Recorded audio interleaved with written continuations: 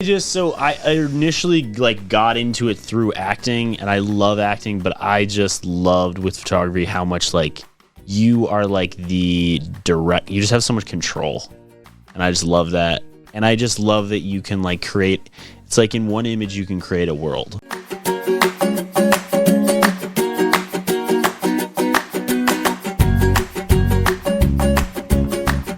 So chill.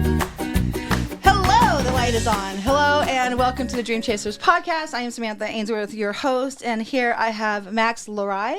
You got it. Bam, nailed it. So Max is here. Max saved my ass. That's what we're just gonna call it, because I have been a very busy person. Those of you who follow us know that I've been shutting down the business, and that has been a whole. And then suddenly I realized, oh crap, I don't have any guests lined up, and as if fate came down from the heavens and landed him on my lap. He's like, hey, remember how we talked a couple months ago about me coming on? I'm like, yes. What are you doing next week? He's like, I can do Tuesday. I'm like, I can do Tuesday, and here we are on a Tuesday. So. Max is you're a photographer. It seems like mostly fashion kind of stuff. Is that? I would say it's kind of like boudoir, fashion, fantasy, and then I also do headshots. Very dark and edgy. They're really pretty. They're really pretty. I'm like, oh, if I wasn't feeling really horrible about myself right now, I might like take you on. I'll like slide into something slinky and let you take my photo. Exactly. It's not too bad for an old chick. Exactly. So, as I was telling. We were chatting a little bit before we were having technical difficulties. So the reason behind the podcast is, honestly, it's because I was having this, like my life was sort of like collapsing around my ears. And I really got to thinking about dreams and the chasing of dreams and what that means. You know, because like sometimes you find yourself 13 years into a business that wasn't your dream, and all of a sudden it's taken over your entire life, and then it's falling apart around your ears. You're like, what do I do? And so it really got me thinking about it. And I was in the shower, which is where all my good ideas come, and this poem came to me. Cool. So you get my dramatic interpretation of this poem until the Langston Hughes estate sues me, which so far so good. I tag Langston Hughes in it all the time. It is nothing but respect and love, but I feel like, especially now, with life in the world being so expensive and people can't do what they want to do, I feel like it's important. So, Harlem by Langston Hughes. What happens to a dream deferred? Does it dry up like a raisin in the sun, or fester like a sore and then run? Does it stink like rotten meat, or crust and sugar over like a syrupy sweet? Maybe it just sags like a heavy load, or does it explode? Right? It's beautiful. Isn't that gorgeous? Beautiful. It's my favorite. It's my second favorite poem. William Carlos Williams has, but I'm weird. So, Max Lorei. So. Photographer extraordinaire. Yes. When you think of dream chasing, what does that mean to you? Man, I think it means a lot of things, but I think for me, it just means doing, like, I always say, like, the childlike thing in your heart. Yeah. That sounds corny. Oh, doesn't? But it's true. It's like people, when you're a kid, you have these specific things you want to do. Yeah. And they're not always, like, as you get older, they're not always what you actually want to do. Like, maybe when you're a kid, you're like, I want to be a firefighter. Right. And really, it's almost always firefighters. Yeah, and really what that dream is, I think, is, like, you want some type of action. Maybe you want to, it'll manifest into something, but yeah. I think it's just, I've always been a person who, like, I basically just feel like if I'm not doing something I love doing and am passionate about doing, right. I'm miserable. Right. Like, what's the point? Yeah. The other day I was talking to, I belong to all those small business development groups, and there was a guy in it. I don't, yeah. They don't know what to do with me. So they're always like, why don't you? Right, because they have more they're typical like, money? businesses. I'm like, yeah. I don't care. Yeah. Like, can I pay for my bills and have my children not die of starvation? Otherwise, I don't care. Yeah. But he was talking about, like, I was dealing with this artist, and like he didn't understand her because like she didn't care about the money. And I'm like, I don't care about the money. Yeah. It's like, what do you mean? Like, my last job was the best paying job I'd ever had in my life. Like my day job, my last adulty job is what I usually say. I didn't care. Like it's not worth it. It's not worth sitting in a parking lot and crying because you're throwing extra money at me. Yeah. It's just not worth it. Yeah. I've been doing this shit for God knows how long. Yeah. I don't make squat, but like, I got the soap going and I'm happy and I'm doing the podcast and that makes me happy and I'm doing the painting and I make these really pretty little like ceramic tile things and I love them and yeah, I'm going to die broke and that's okay. Yeah. For me, I think was funny for me because I'm a photographer, I own my own business and then I, also do acting and stuff. And I think for me, like, I don't know about you, but like working for someone else. Yeah, doesn't have to. I have like no, it's not even like there's people that love it, but I cannot do it. Like I've been fired enough times by just to know like this. I went in this with good intentions, and it's not what I want to do. No. Yeah. It's so funny because like there was a point where I had 8 employees. Yeah. And I'd had to let people go. And sometimes people moved on to other things because I wasn't paying very much. Right. But people always bitch about like how little I was paying. Like, okay, but I'm nice to my people. And so like I never had the problems with my employees that most people have. Like we didn't have a huge turnover because like it was pretty chill. Yeah. Like, are you getting it done to the best of your ability in the time I need you to get it done? And it may not necessarily be the way I thought about it, but like, is it getting done? I don't care. Yeah. Like, yeah, I don't care. Like, are you happy? Right. Because I know I can't pay you enough to have the money to do it. So like, have a good time. We try to have a good time. I would always feed them, and then we get free coffee. But yeah, free coffee's good. Free coffee. What's wrong with free coffee? Nothing wrong with free coffee, and I make good coffee. But people always talk about how life is short. Life is not short. Life is long, and it's too long to be miserable. That's a lot of years and a lot of minutes and a lot of seconds to be miserable. Yeah. For what? To have a nicer car? Who cares? Yeah. I'm glad you care. Yeah. Okay. Yeah. So what kind of acting do you do? I didn't know you were an actor, so see? Yeah. So, I mean, again, photography is definitely the focus at this point, but like I was in a Goodyear commercial a couple months ago. I'm with the talent group here in Pittsburgh. Yeah, you're very commercial friendly. Yeah, thank you. I am not. You are very commercial friendly. Yeah, so stuff like that. I think Pittsburgh's kind of a cool place for the entertainment industry. Yeah. Because I was in LA for a bit and I was in Minnesota. Mm-hmm. Like LA is obviously hardcore, I'm sure you know. Yeah. But Minnesota is like the Twin Cities theater town. Also a significantly bigger market as far as people than Pittsburgh. Yeah. We get more film and TV than they do. We do. Like but the cities are huge theater. I mean, there's a lot of good theater. 100%. A lot of good theater, but not so much filming. I've just been blown away by like the amount of stuff that's filmed in Pittsburgh, which is, population like 300,000 people. We get a lot of stuff filmed here. There's a huge theater community here. There's a huge indie film. We don't get as much of the big. I mean, we get some Hollywood stuff. We don't get as much of that as I'm sure they would like. But Dawn's working her ass off. Yeah. And then we've got like some really, really good festivals and stuff here. Yeah, I would agree with that. Especially if you're not trying to be pro. Yeah. There's a lot of opportunities here. Yes. A lot of opportunities here. Yeah.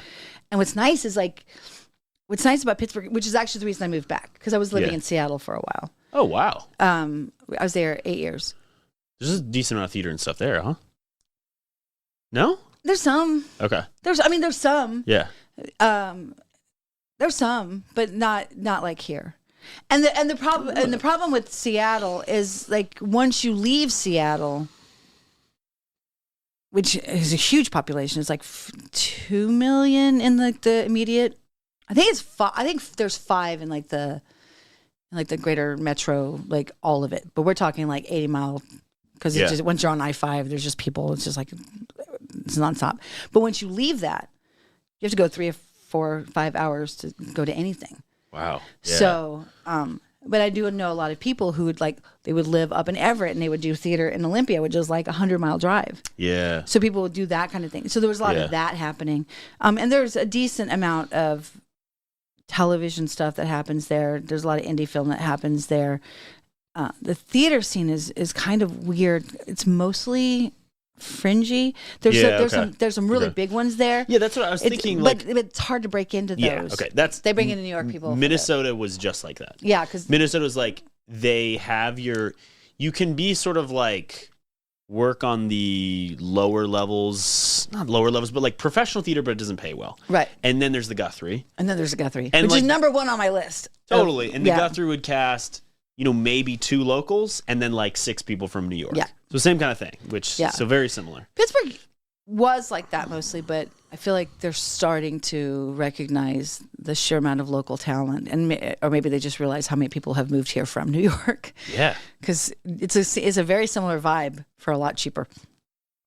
I agree. I feel like I've met 4 people in the past 2 months, like 2 friends who are just like they were. There's in this New weird York like Brooklyn Pittsburgh pipeline thing that's happening, which is really kind of funny. Because I have friends that live in Brooklyn. That's actually where I'm going to be staying, is in Brooklyn. But there's a lot of back and forth between Pittsburgh and Brooklyn. It's funny. Yeah. But if you want to do indie film, there's so much. So much. Yeah. And PJ Gaynard, who was here, like he does a lot of sort of coordinating, a lot of that, like because he runs the 48-hour film festival right now. So he's really good at sort of like connecting a bunch of dots. Like, oh, this person. Okay, now go meet that person. And if you need the folks, you can go to him. Yeah. And then I'm involved with Carnegie Screenwriters. Cool. So there's a lot of activity happening with that as far as like getting some scripts written. Nice. It would be nice to have more pro work, so we didn't always have to leave town. But that's when do you I think writing is so interesting. I mean, I think it's really similar to like editing or like creating beautiful because a lot of my photos I do these like extravagant edits. Yeah, and to me beautiful. Thank you so much. It's so similar to writing. Yeah. Where you like I feel like you do it best in the morning or at night. Yeah. With either coffee or like a little bit of beer. When your mind is like kind of loose and you're just sort of like going. Is that your experience with writing? Personally, I love writing in coffee shops or diners. Interesting. Just because it has like a texture to it, or there's like a soundscape that happens. Yeah. And every once in a while, a word or two will pop through. Yeah. And sometimes that word or two that pops through is just enough to go off to the next thing. Yeah. I am not a normal writer. Okay.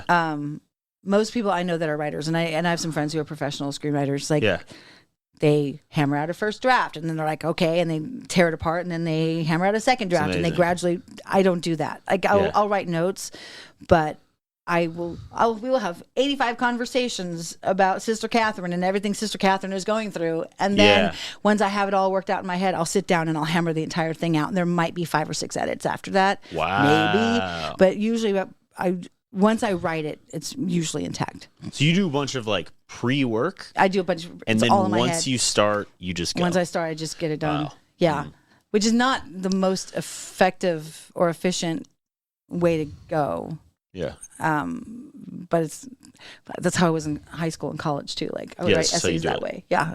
That's just the way my brain works. My brain has to work it all out, and then it just goes. But I'm super duper impulsive.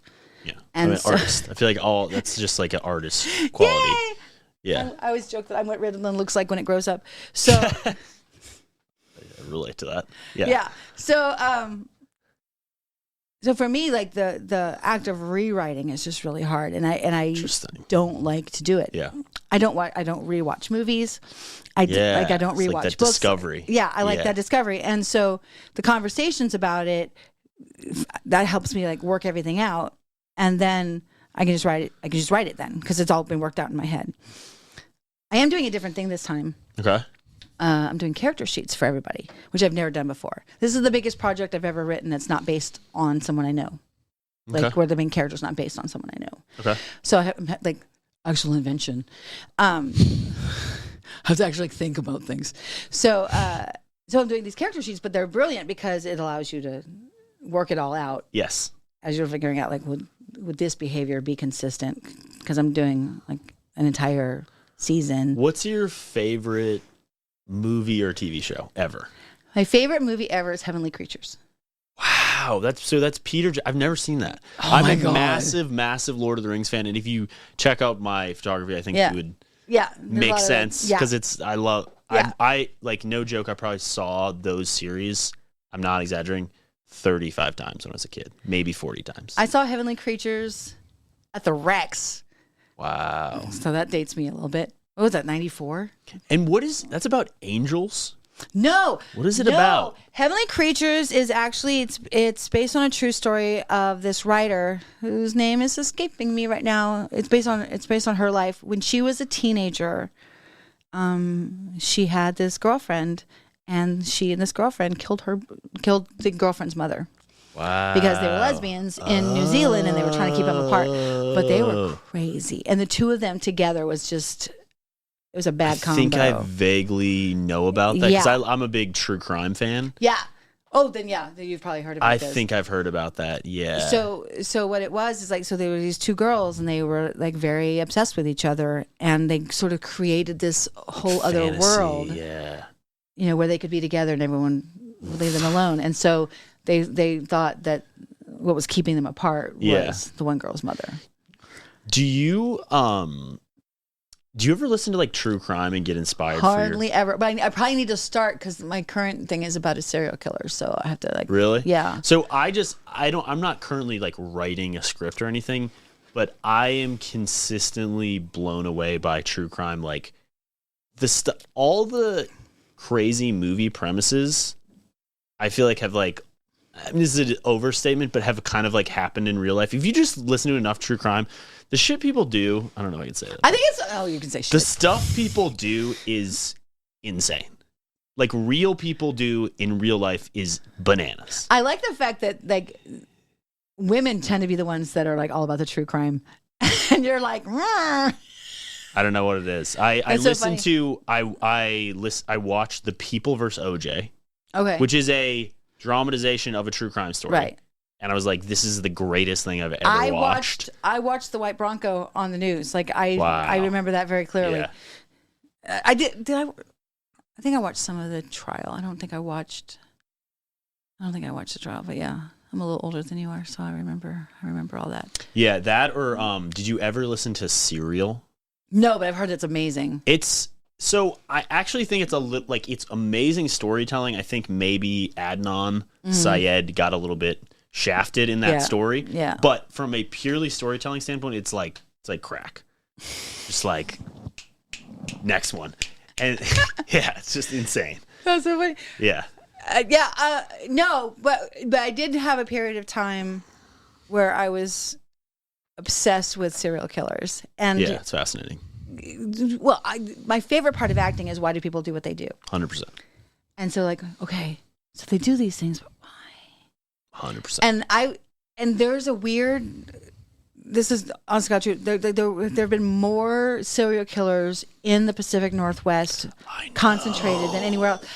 And I have to wonder if it's the weather. But there's also there's a freaky thing about like the volcano, and how like the volcano can like somehow like disrupt like the energies or whatever. But because there was Gary Ridgwine. Oh, I know. Gary Ridgway. Yeah. Green River Killer. Yes. And then Ted Bundy was in Tacoma. I've actually been in the same room with Ted Bundy's parents, which is so bizarre. No way. Because apparently they came to see a show that I was in, and people were like, oh, there's his parents. I'm like, okay. Oh my Why gosh. would you? I don't. Okay. Yeah. But they were actually going to do a tour of Ridgway's. Well, now it's all it's all developed sites out or whatever. Yeah. Where they would find all the women. Yeah. But now it's all because urban expansion. So now it's not in the middle of nowhere anymore. Yeah. So now there's you can go into a shopping mall and be like, before this was a shopping mall, this is where they found one of the bodies were. They were starting to do tours of it, and people threw such a hissy fit that they canceled it. You can't. But it is I love the why people do what they do. I'm fascinated by that because. Did you see Dahmer? I did not. I'm the worst actor on the planet. I don't watch anything. I mean, that show is horrific, but it's so well done. Yeah. I remember again, that's within my lifetime. Yeah. That whole thing. So I know the story. But I'm the worst actor ever. Yeah.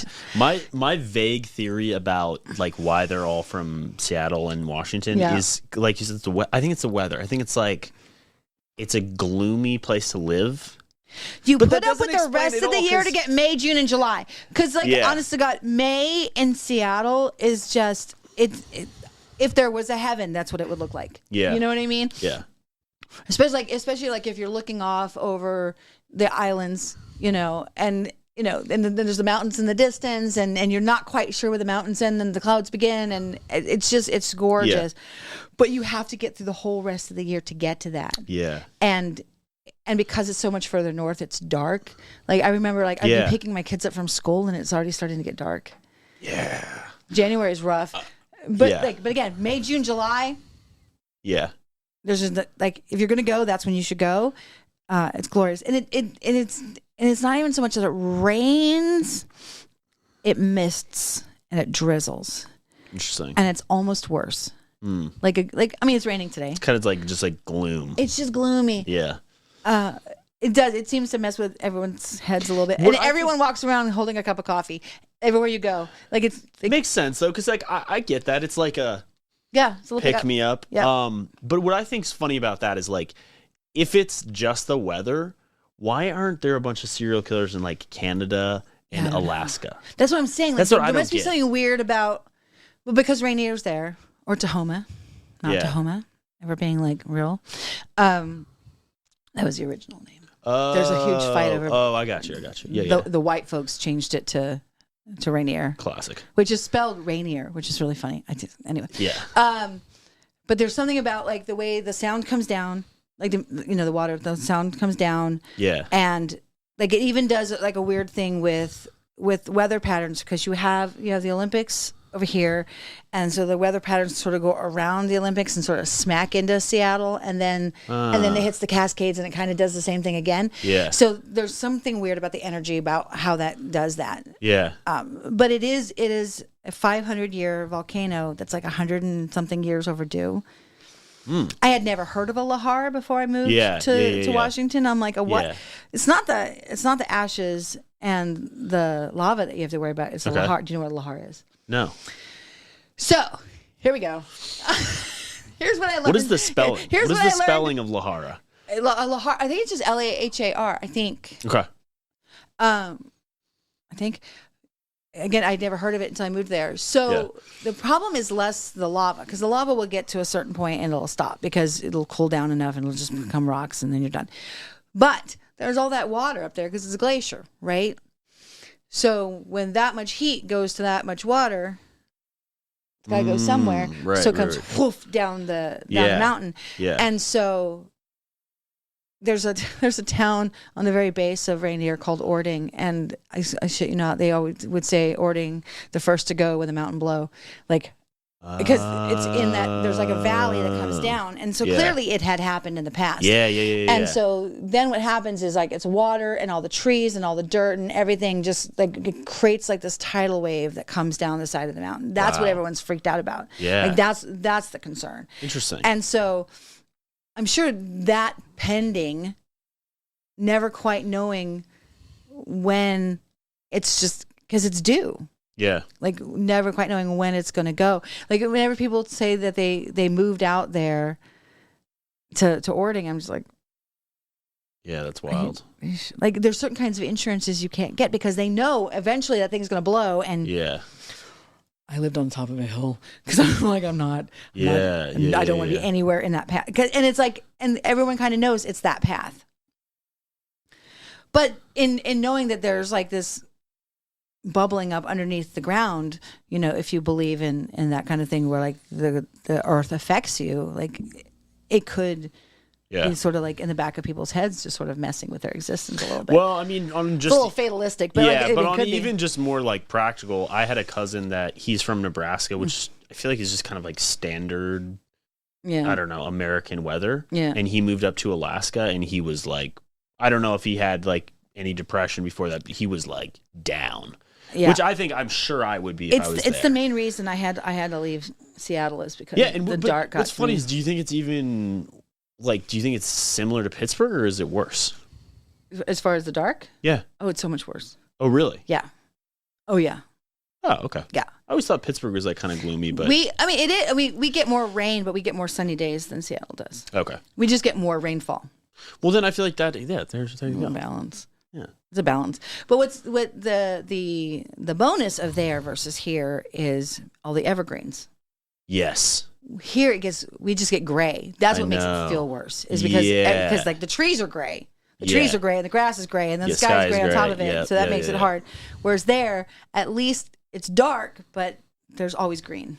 I know. I actually haven't been out there, but I really want to go out there to shoot. I was just thinking of it when you were talking. Have you heard of Timber Gulch?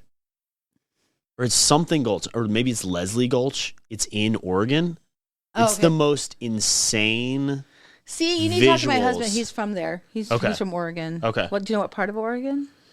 I don't know. Thank you for not saying Oregon. Yeah.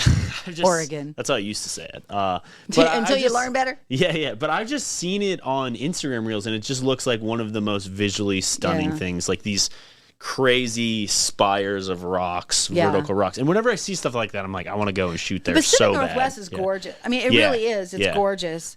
And I go out there. I was just there in October because my son got married.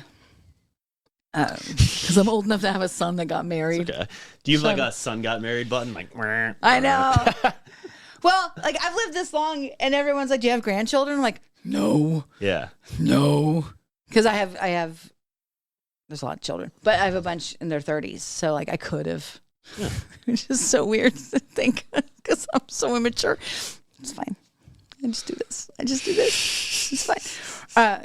No, I mean it's stunning over there. But I feel like Pennsylvania is beautiful. It is. I do a lot of driving across it. You know, like go across the Pennsylvania part. It's so pretty.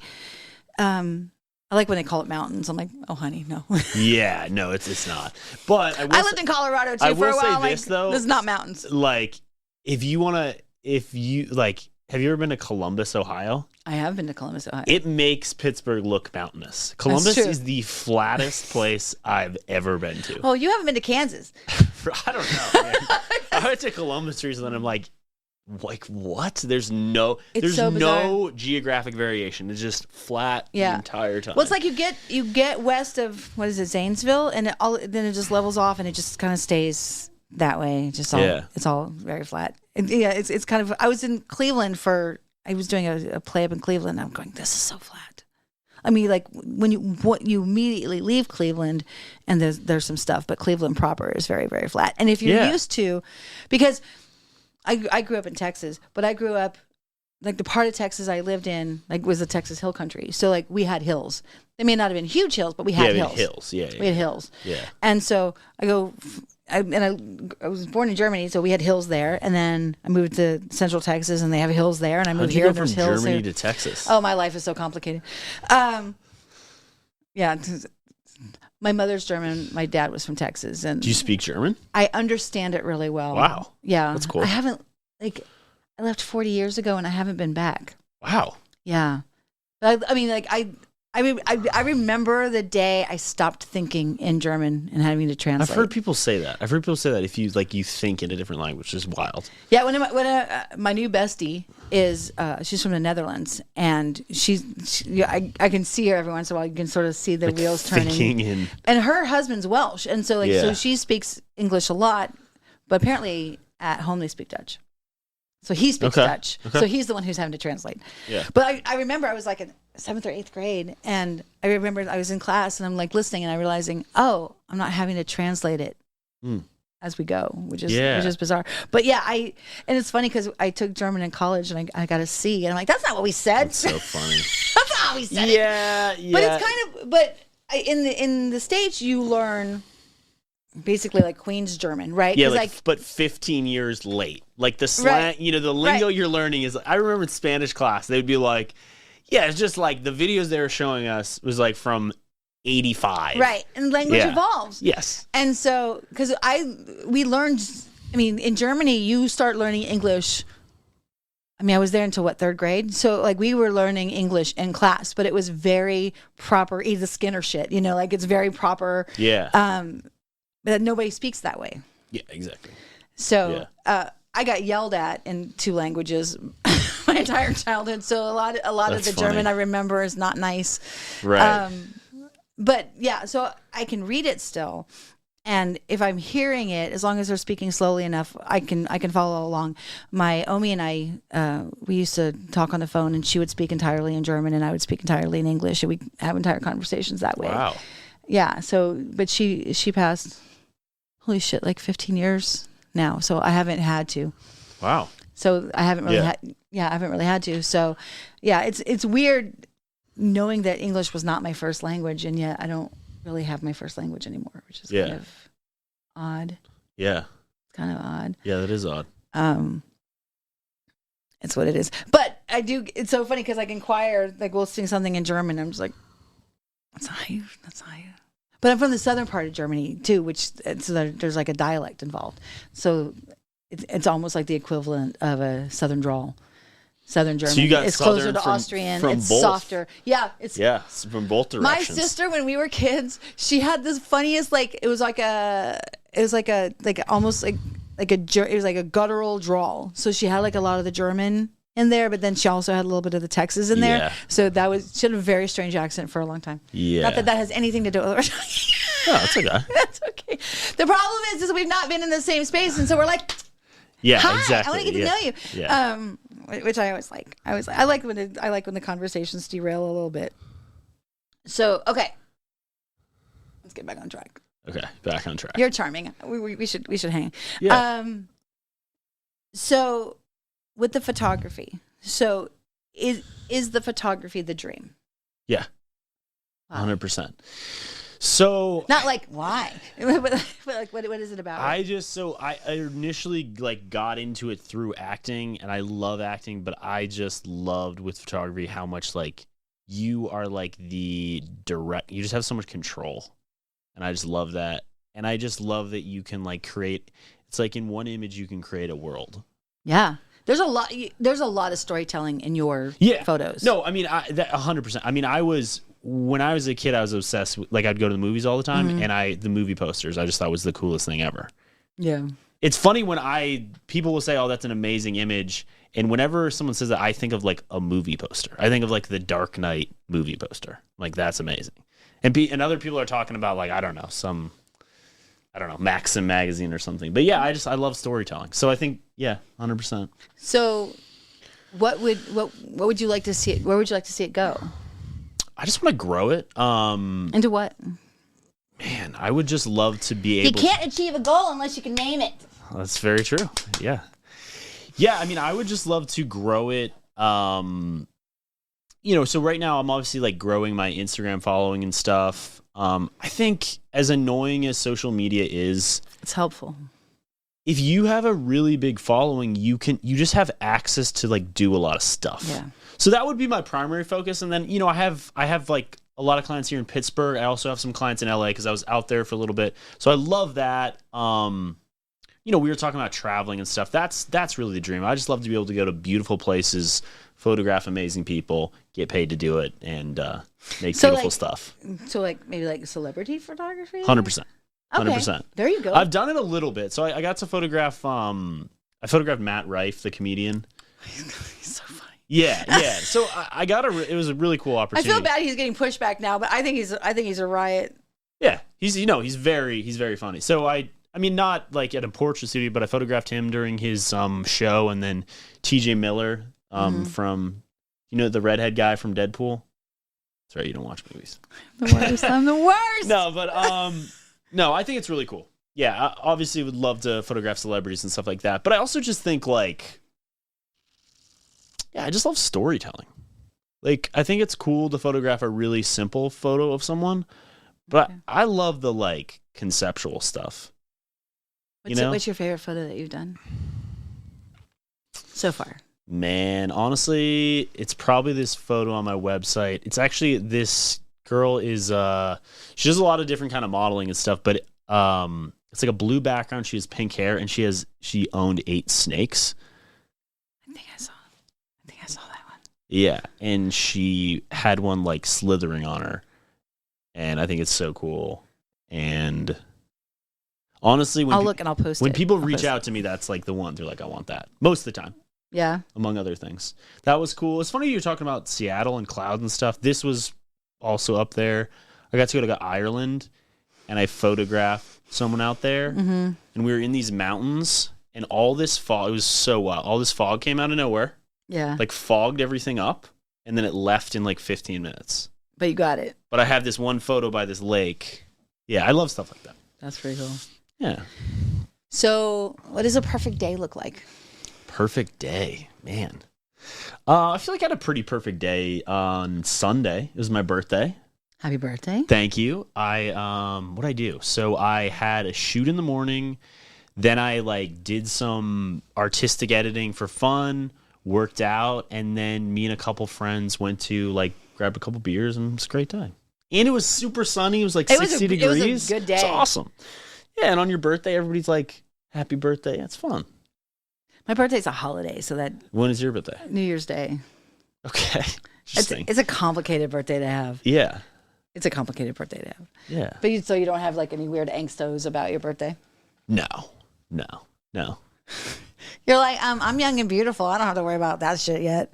I think the older I get, the more it's like, I just like, yeah, it's cool. It's a day. My husband's the same way. He's like, whatever. Yeah, I think it's like really fun and cool until you're about 26. Okay. Don't you think? And then after that, you're like, well, at this point, I'm just getting older. Yeah, I think that's fair. I just had, I don't know. I feel like 50 is the big one. I had that in the height of the pandemic. Oof. So yeah, yeah. I mean, I think I've never really been able to enjoy my birthday, but I think it's because of when it is. Yeah. You know, like I think if it wasn't, because January 1st is all about, oh, I have to change my life, and oh, this year's not going to be like last year, and or everyone's hungover and nobody wants to do anything, and you know, so like it's never really been like, I remember I was 13. It was my 13th birthday. I was just determined to have a party on my birthday. We'd always had my party a couple days later. I was just determined. Your parents are like, listen, hon, no one's going to come. Right. Yeah, we're gonna get to it in a little bit. Right. I was determined to have it on my birthday, and not a single person showed up. Wow. You know, so like, what if you just celebrated like a week later? That wouldn't be fun. I mean, but then it interrupts my friend Mark's. So what we do now is we do just like it's one of the reasons we started doing this game night thing that we do monthly. So we just open the house, and like if you come, you come, and if you come for 10 minutes, awesome. If you can come for an hour, awesome. If you come for 12 hours, that's also awesome. I'm probably going to go to bed, but you can stay. Do what you're doing. I'm tired. Yeah. I'm old. I think that's why we do it. But because it's also on that big reflection day. Yeah, for it is me, a reflection day. It's a big reflection day, and so because I don't do resolutions. I've never really done resolutions. I do goals. I do like yearly goals, but I've never really done resolutions. But I think because the birthday is that day, I've never really been able to enjoy it, and because I didn't have the world's greatest upbringing, and so my birthday got forgotten a lot. Yeah. And which is fine if like you're like some weird random in the middle of the month day. Yeah. But when it's New Year's and someone forgets it's your birthday, that feels personal. Yeah. You know? Definitely. You'd be like, it's my birthday, and they'd be like, Schleswig. Right. So I used to joke that like everyone was doing like all the fireworks and stuff, you know, in celebration of me. Yeah, it's all mine. But yeah, I had a really hard time enjoying it, and so now I've been making a point of enjoying it because not everyone gets to live to be 53. 100%. So that's great, and I do try to give it the due that it deserves without going crazy with it. Yeah. Nice. That's just my dad always says like it's a good thing to have a birthday, which is true. It's like even if you're getting older, it's like the alternative is you're dead. So it's a good thing to have a birthday.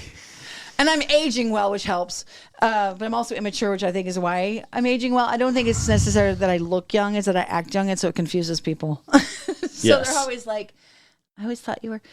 Okay, really? And they find out I have a kid who's 35, and they get really confused. So, right, because I have an energy. That's fine. Let me read your bio because he sent it, and since I made him send it, I should read it. Max Lorei. Okay. Do you want me to make it really confusing for you? What? Oh no, go ahead. So my daughter's name is Lorelei. So Wow. So I was trying not to accidentally say Lorelei. So Max Lorei is a photographer based in Pittsburgh, PA. His forte is dramatic, bold, visual, engaging portrait work. Portrait work of and clean, stunning headshots. I should have looked at it before.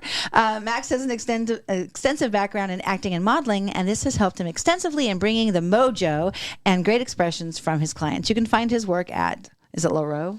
LoreuPhotography.com and MaxLorei.com. Simple. Blah, blah, blah. Easy. So you said you're still doing some acting? Yeah. Was acting a thing that you pursued, or was it 100%? Okay. Yeah. So like film stuff? Bang the guns. Yeah. When I like did a play my senior year of high school, like after kind of being a sports guy, and then I had the whole High School Musical thing. Right. They're like, please be in a musical? Yeah. And then I was like really into it. And so then I moved to Minnesota and was doing theater and improv and stuff out there. And then I was like, all right, screw it. Let's go to, classic, like, and went out to LA, got to do some really cool stuff, cool experience. But I was young and foolish when I moved out there. So my runway was fairly short. Yeah. I just would say if you're going to move out there, like save a lot of money and like get a game plan. I still love going out there, but yeah. And then here, I just kind of ended up here because I'm from Erie, and I kind of originally wasn't planning on staying that long, but I just love I feel like it's a good mix of there's a lot to do, there's a lot of opportunity, but it's not like it's insane. Not overwhelming. It's not insanely expensive. Yeah. What my favorite part of Pittsburgh is it's kind of all the things. Right? Like if you want nature, we have nature. If you like gritty, we've definitely got gritty. But then we've also got like all this bank money, and then we've got these amazing, beautiful old houses, and there's water, and then there's hills, and it's kind of got all the things. But my favorite thing about Pittsburgh is a complete stranger will tell you their entire life story in the first 5 minutes of you meeting them. Yes. And I love that. Yes. I also love that you know how people feel about you immediately. Yeah. I was in Seattle 8 years, and I swear there were people in my social circle that I couldn't tell if they actually liked me or not. Yeah. And that was weird. Like there's a difference between being kind and being nice, and Seattle's very nice. Minnesota was like that too, honestly. I was in Minnesota, and yeah, it's just weird because they're like, dude, I don't know. I feel like people were just more like, they would do this thing where it's like you're saying, where they would like, I think you're being nice, but also like, if you don't like me, we don't have to hang out. Yeah, we don't have to hang out. Yeah, it's just like, it's all good. You can be civil. I mean, you can be civil to somebody.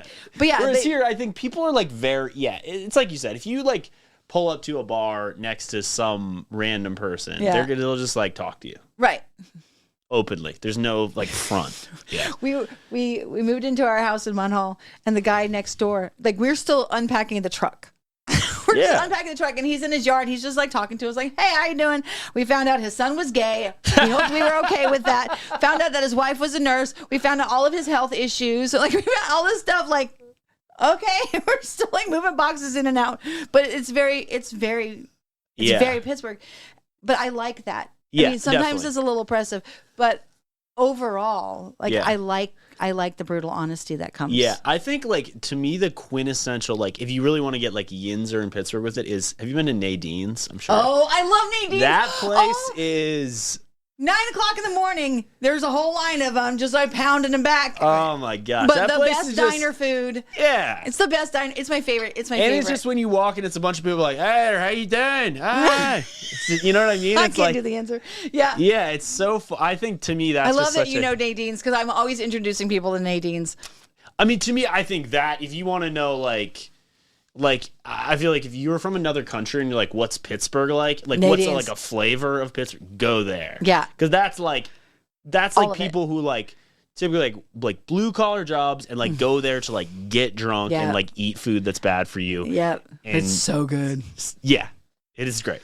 So their coffee's gone downhill a little bit, but overall, yeah, I'm a huge Nadine's fan. That's really funny. Yeah, because usually I'm the one who's introducing everybody to Nadine's. You know what's another one that it made me think of when you were talking about like places to write? Have you been to Kelly's Diner in East Liberty? I've not.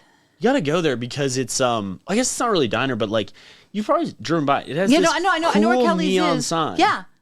I just think that's Is it bomb? Like bomb? Yeah. Yeah, it's sort of like that bomb. I think Highland. that place needs. I don't know if it's been used in a movie. It needs to be. Oh, really? I love that place. I used to go to the Squirrel Cage a million years ago. Yeah. A million, Yeah. Back That's when I like could what hang. I love about that place is you calling it the Squirrel Cage. That's not its name. It's not its name. It's called the Squirrel Hill Cafe. Sports. Yeah, or the sports. Yeah, like, and only the true Called the Squirrel fans Cage. know that it's the Squirrel Cage. Yeah. Well, I used to years and years ago. I worked at that Eaton Park that used to be on Murray. Oh, nice. So and I did the overnights there. Oh my gosh. So yeah. So how late is Eaton Park open till? Well, that one is gone. That one's But gone. it was open overnight. It used to be. Yeah, it used to be 24 hours. I bet you for saw years. some characters in that. Yeah. Oh yeah. Oh yeah. We had everybody in there. We had everybody, and I was there when they still did the green skirts. Man, I don't even know if I So know about there, that. There was actually a song in the 90s because I moved here the first time in 92. Yeah, 92. And so they had these like polyester green skirts that they would wear. Okay. And so there was some pop song about the Eaton Park waitress with the green skirt Yeah, because that was like yeah. the thing. So I was there when there was the green skirts. Yeah. Yeah, I was there years. But yeah, I did the overnights. And so we would stop at the Squirrel Cage. And then, That's so and then funny. I would go to work and like, Yeah. it's midnight. I gotta go get my shift in. That's so funny. I actually loved waiting tables. Yeah. I loved the interaction with. I'm sure you get that a little bit with the photography. I don't get that so much now because in my studio it's kind of just me most of the time. Yeah. But meeting all these new people all the time and just finding out about them, and sometimes even just like. I'll sometimes take the bus and I'll just like look at people and like try to figure out what their story, like what their deal is. I love trying to figure out what their deal is. Yeah. It's one of my favorite things about going to New York is Yeah. taking the subway and just staring at people like, here's what's one for your you. deal? So I went to Planet Fitness this morning. Okay. I have and like I was lifting and then I went to the massage chair. Right. And there's this guy next to me who's like, I would love to know what that guy's deal was. He was doing, so the massage chair, you sit there and you're like, okay, this is happening. I'm looking at my phone. Right. That's what every time I've been in the massage chair, if there's someone next to me, there's someone's like, hey, I'm looking at my phone and I'm getting a massage. Cool. Yeah. That's standard Yeah. protocol. This guy had his own thing. He was like doing crunches. In the chair? He was like, and then he would get up and leave the chair. It's still, blah, blah, blah, blah, blah, and then he would like come back on. Maybe he didn't. Maybe It he was a didn't know? wild. I want to know what that guy's angle was. Like, was he? I don't know. That was weird. I love that shit. Like Yeah, trying to figure out why people are the way they are. I feel like you can be very empathetic with people if you just try to get into their heads a little bit. Definitely. I think right now, the whole like political climate is. I'm simultaneously too conservative and too liberal all at the same time. Yeah. It's tough out there for a moderate. So Yeah. whatever. I'm definitely left leaning, but like so far I'm almost falling over. But still, people don't get up in the morning with the intent of offending you. 100%. I don't think anyone does that. 100%. Even people that you absolutely disagree with. Yeah. And so I think if we could just look at people and just try to figure out like what is it, like how are they trying to get through their day? Yeah. People are just trying to get through their day. Yeah. I think a big one too with like politics and stuff that I just think is like so underrated is like everyone thinks they're like so unique with their like political thing, but like your personality informs like your politics a lot. Yeah. Like if you're a more if you're a more like very logical person, you're probably going to be like more conservative typically. If you're like if you're like more emotional, empathetic, you're probably going to be more like left leaning. Yeah. I think people don't realize that. It's like, it's easy to be like, you know what I mean? Yeah. I mean, yeah. I mean, and there's conservatives and there's liberals and then there's 100%. I have friends on where I'm just like, guys. Friends are like, how far? Yeah. Like, what do you, okay. but just in the figuring out who people are, like, and it's my favorite part of acting. Yeah, I play definitely. a lot of murderers, so like Interesting. I do. I play a lot. Well, I have the cute little face, What do you and think? I mean, What do you think your type is? see, that's okay. So it's actually why I'm writing this thing, Okay. because I took a branding class a couple months ago. Where? So I do Amy Jo Berman. Do you know it? Yeah. I know Amy Jo Berman. love Amy Jo Berman. I Yeah. love me because I belong to her Next Level Nation thing. Yeah. And I do lots of online classes, but I'm a particular fan of hers. And she does all this stuff with like meditation and all these wonderful things. So we were doing this branding class. And so we were all off in our own little breakout rooms. And people who've done a lot we had our resumes, and people who haven't done a lot, we're just basing it sort of like on what How you you look look like. like. Yeah. What you look like. And so, 100%. but in looking at my resume, the things I have done the most, either film or stage, have been nuns. 15. So funny you say that because I could 100% see that. I don't know 15. why. Because I have but- a little round face that looks good in a wimple. God. 15 nuns and probably 25 or so Killers. murderers of some form.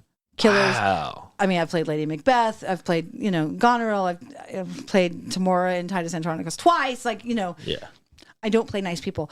I mean, I have played nice people, but that's generally, it's one of those. But I mean, could you not be more diametrically opposed of the extremes? I think part of that is also, I'm not afraid of those things. Yeah. And so I know that there have been roles where people are like, okay, normal people won't do this, but Sammy will do it. So like, because I'm over here.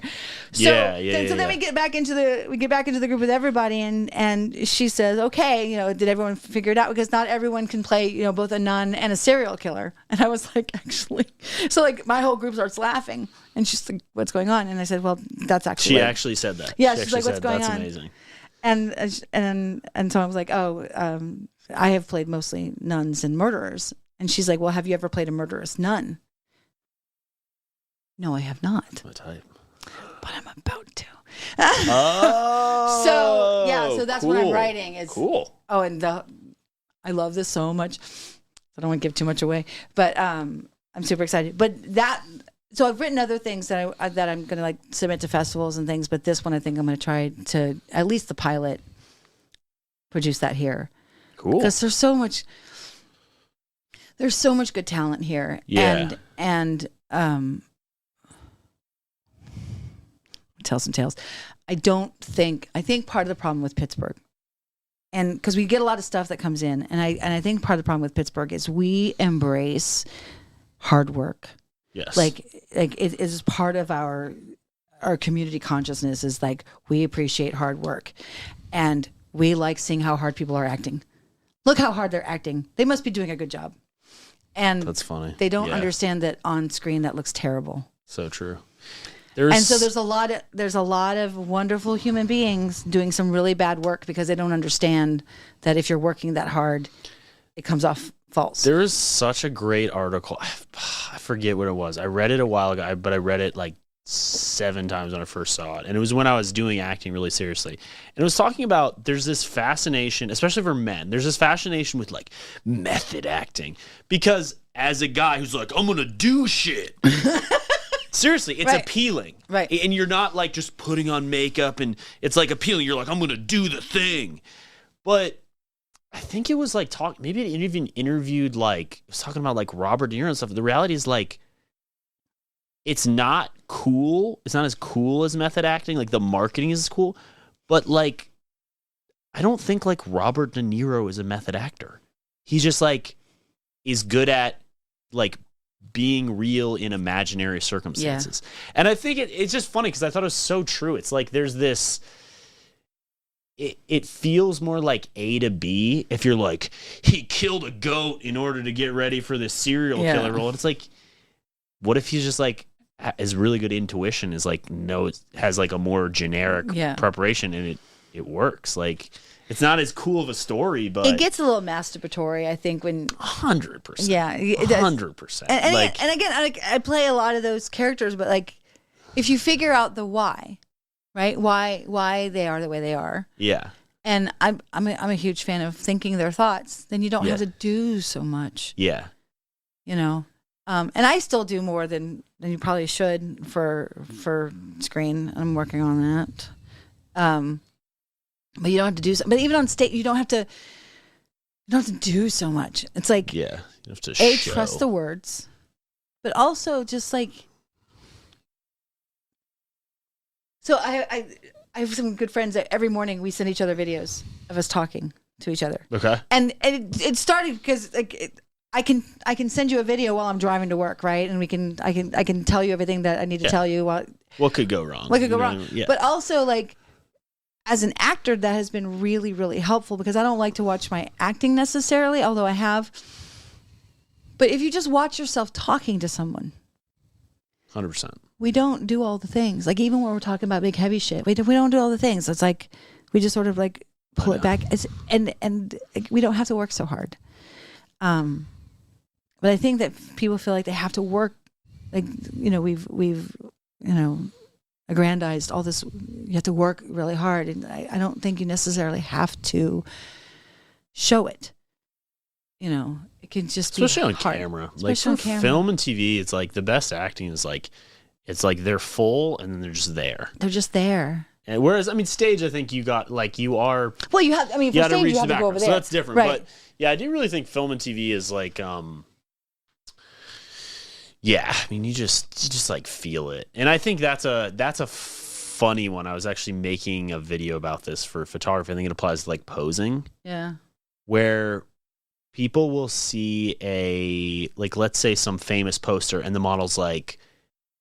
She's like doing some crazy thing, but she looks super relaxed. Yeah. And the reality is like, she didn't go like, I'm going to do this sick thing. She was just moving, man. Yeah. She was just loose. I'm here, I'm there, microphone. And then she's looked at the camera. Right. I think it's the same with acting. It's like you like just have a feel, and then like bring it to the camera or don't, or bring it to where you want to go. It doesn't have to be like, banging down the door. But it's so, because I don't watch a lot of things. Like, I don't know what everyone knows already, but I feel like good acting doesn't look like acting. Yeah. Good acting's not flashy. 100%. Right? But I think that's also true of getting out of bed and going and doing your thing. You know what I mean? Like I am very much a person who lives on Facebook, right? Like this morning, I was like, I'm going to do this, and this today. Because this is why I'm not returning your messages. It's not because I'm ignoring you, because I'm doing all of these things today. But you don't have to, you could just be. Yeah. And I think that sometimes people think that if you're not struggling or if you're not suffering, then somehow like you haven't justified your existence. Yeah. And I think it's okay. And I am the queen of the 12-hour workday. But I go to work and I love what I do, and it just happens to be 12 hours later. Yeah. That's cool. I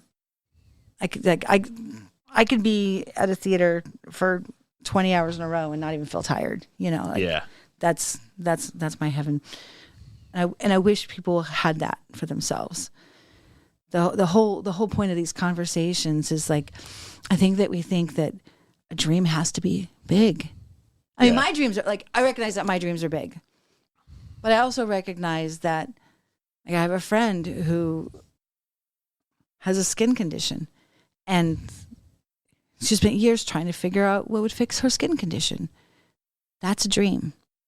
Yeah, 100%. People who have really nice gardens, and that's where they focus their energies. That's a dream. That's valid. Yeah.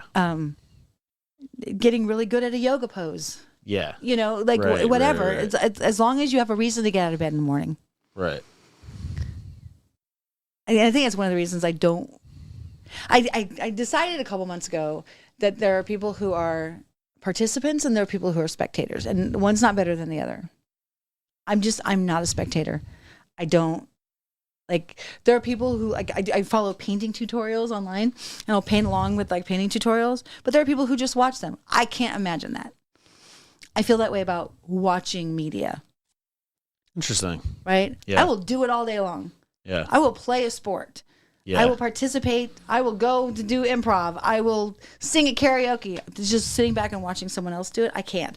But my kids love watching other people play video games. Yeah. Yeah, that seems to be a common trend. Right, but I don't think that that's any different than dudes sitting at home watching football. 100%. Yeah, 100%. And it's all okay. It's just yeah, I think that's very true. I think some people are, I mean, I can definitely do both. Like, I like watching football, I like watching movies, but I also like being like a participant. Yeah. 100%. Yeah, I think that's true. I think it's a spectrum. Yeah. I just happen to be way too far. I'm a doer. I do the things. And I mean, and it could be psychological. Like it could just be that the people who raised me were mean to me and made me feel like if I wasn't doing that, it's entirely possible. It's that. But I like that. I like doing. Yeah. For me. Blah, blah, blah, blah, blah. Okay. So you're doing all these things. You had this goal, doing the photography, hopefully doing celebrity someday, traveling all over the world. If it could go exactly the way you would want it to go, and you're like, this is it. I have achieved this. Yeah. What does that look like? Man, I would just say like freedom to come and go as I please. You want fuck you money. And get paid for it. Not even just that. I just think like, yeah, I mean, that would be ideal. But I also think just like being, I mean, that's why to me, I think social media is the focus. Just because like, if you have, let's say you had like 500,000 followers or whatever, I could just like post, hey, like I'm going to be in Sydney. I'll take 2 to 3 clients. And have them pay for your trip. That's amazing. That's cool. The dream. Yeah. That's the dream, right? To like be able to have the freedom to, yeah, just do like travel you want and get paid to do it. That's awesome. Right? I want to work at the Guthrie. Yeah. Yeah. Exactly. I think like, yeah, I mean, I think social media sometimes gets a bad rap because it's like, it can be very toxic. self-serving. It can be everyone's comparing yourself to each other. But I mean, I think if like you do it for the right reasons, you're like, I'm literally just trying to do this so I can do what I want to do. But it's like that same thing. Like people who work so hard. Yeah. I mean, like I think one of the reasons I've started falling off a little bit, but Elise Myers, I think the reason like she did as well as she did, yeah, is because she was just her. Yeah. Like, and she's kind of weird, and she wouldn't wear makeup, and her hair would be all over the place, and she was just her. Do you know who she is? No. That's okay. She, God, I mean, like 5 or 6 million followers or some crazy thing like that. But she would just tell the funny stories about being awkward.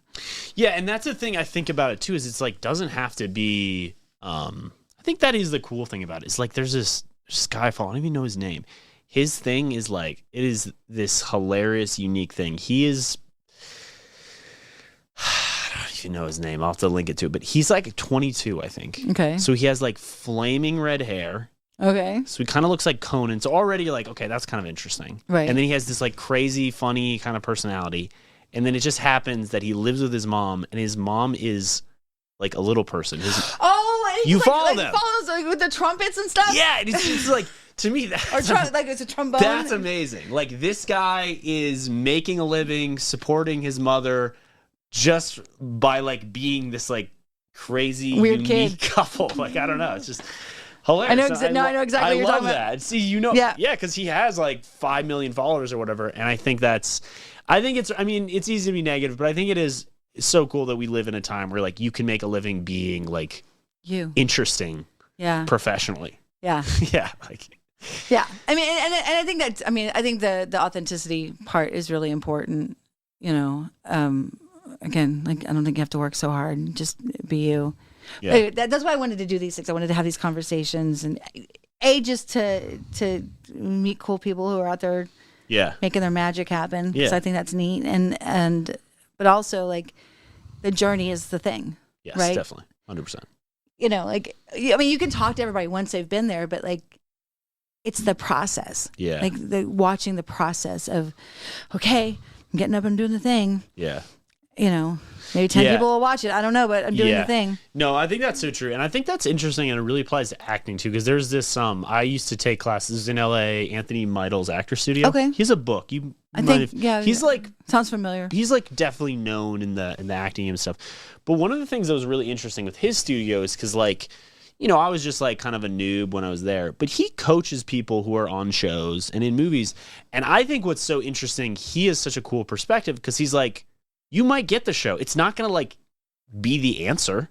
It's going to be a really cool experience. You're going to meet really cool people. You're going to be thrilled with yourself that you did it. Right. But like, you're not all of a sudden like, you never get tired. You don't have to go to the bathroom. Like, it's not like Nirvana's achieved. You're just like in this new cool circumstance. Right. And I think it's like you said, it's,